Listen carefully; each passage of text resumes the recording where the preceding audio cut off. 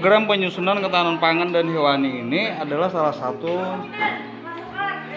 program dari pemerintah pusat melalui kementerian yang dianggarkan di dana desa. Wajib 20% dari dana desa itu diwajibkan bagi desa untuk menganggarkan kegiatan ketahanan pangan untuk desa. Jadi dana desa itu prioritas penggunaannya 40% untuk bantuan langsung tunai masyarakat, 20% untuk program ketahanan pangan,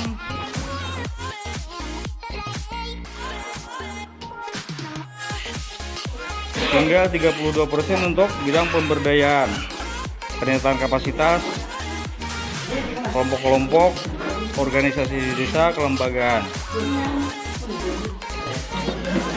Nah, terkait BLT kemarin 40% sudah kita bahas. Nah, cuma yang program ketahanan pangan ini kita bahas bersama di sini dalam rangka sekaligus penyusunan APBD perubahan. Karena APBD itu sudah dibuat pada Januari, harinya APBD murni. Nah, hari program ketahanan pangan sebenarnya di awal pun sudah ada pada saat APBD murni itu, cuma kemarin kita belum ada arah kebijakannya kemana. Nah, sekarang ini sudah jelas ketahanan pangan. Pemerintah desa menganggarkan ketahanan pangan dan hewani APBD dalam APBD desa. Pemerintah desa melakukan penyesuaian kegiatan ketahanan hewani sesuai dengan karakter dan potensi desa. Jadi di poin 1 tadi, yang poin satunya tadi mana tadi? Pemerintah desa menganggarkan ketahanan pangan dan hewani dalam APBD. Nah, hari ini kita susun bahwa porsinya sudah jelas 20% dianggarkan, ada. Jadi dana desa kita tahun ini diberi transfer oleh pemerintah pusat itu 686 juta sekian. 20% dari itu dananya sekitar 130 jutaan lah. Itu untuk pangan dan hewani. Apa itu maksud pangan dan hewani? Pangan itu adalah berupa bantuan dari pemerintah yang sifatnya membantu kecukupan asupan gizi yang sifatnya itu cepat, prosesnya cepat. Dalam satu tahun berjalan itu bisa dinikmati 2-3 kali, menambah kebutuhan asupan gizi masyarakat. Dalam hal ini seperti sayur, itu pangan, ayam, hewani. Jadi sayur-sayur itu adalah pangan-pangannya, termasuk hewani, termasuk pangan juga. Tapi yang dimaksud pangan di sini nangkawa dinikmati cepat waktunya. Dalam masa 1 tahun anggaran itu berjalan, sudah dapat dinikmati di hasilnya oleh masyarakat.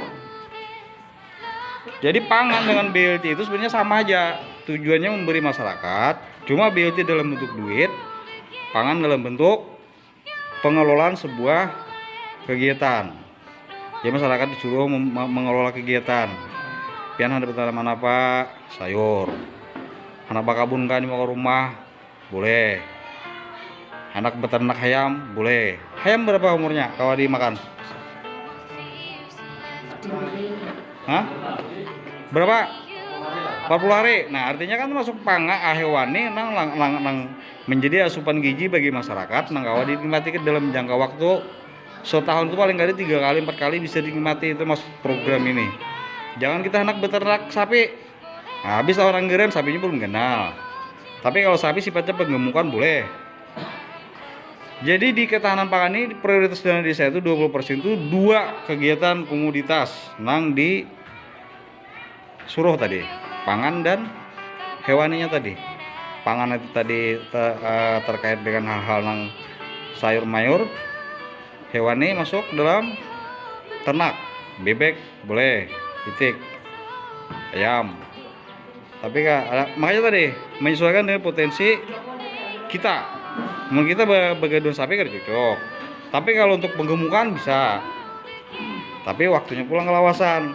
Artinya menikmati itu masyarakat saat habis anggaran sudah itu. Nah, dia sama aja BLT sama sebenarnya, ini cuma bentuknya lain dalam bentuk pengelolaan. Nah, terkait dengan pangan ini tadi, desa harus menganggarkan 20%, sudah siap dananya. Cuma yang dua komoditas ini, pangan sayur dan hewan ini tadi, kira-kira bentuknya ini pengelolaannya apa, kelompok atau perorangan? Kalau BLT kan perorangan.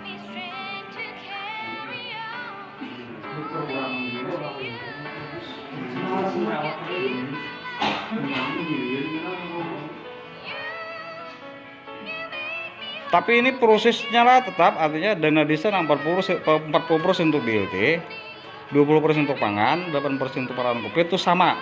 Semua itu untuk tujuan pemerintah tadi, pemulihan ekonomi ngarannya. Pemulihan ekonomi dari dampak kita kena pandemi COVID-19 yang secara global ngarannya itu menyeluruh sedunian ya lah. Nah, lalu kebijakan pemerintah 68% itu dianggarkan untuk memenuhi kebutuhan pemulihan ekonomi. Nah, ini yang terlambat dibahas. Jadi kalau misalnya harus dikelola per orang, nah tentunya harus memenuhi kriterianya, ada juga kayak BLT. Atau kemarin saran juga kayak kami hasil rapat juga melalui kelompok boleh, bisa. Jadi di desa mendirikan kelompok, ngarannya kelompok semacam tani lah, beberapa kelompok untuk mengelola ini. Jadi bisa, atau per orang bisa. Tinggal memanajemennya kayak apa, menyusun rencananya kayak apa, perorangan atau, karena ini program yang sifatnya tuh lain kayak duit. Kalau BLT kan langsung diberi duit. Nah, kalau ini mengelola kayak nah, ada duit harus dalam bentuk barang semua. Jadi misal kartu RT 5, kartu RT 4 mengelola Pak pribadi tadi, karena diberi kebutuhannya, mulai dari anak apa yang diolah, anak tanaman apa, berapa jenis yang ditanam sayurannya. Nah, jadi itu bentuknya itu berupa barang, kada berupa duit. Nah, itu dikelola sampai panen dan dinikmati olehnya seorang. Kalau dikelola kelompok sama aja juga, ya kelompok yang orang-orang dalam kelompok tadi menikmati sama. Nah, jadi masing-masing kelompok karena mempertanggungjawabkan kegiatan itu, dan masing-masing orang mempertanggungjawabkan kegiatan itu. Itu. Kalau per orang, kalau kelompok sama. Nah, jadi kita semua terkumpul di pelaksana anggaran di desa yang mengelolanya. Ayolah, jadi hari ini kita data orangnya dulu.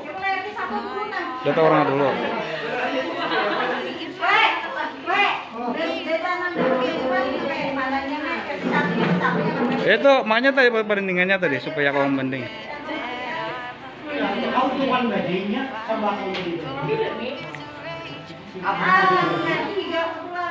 Ayo lah, kita coba sampai di sini dulu sambil koordinasi terus kita.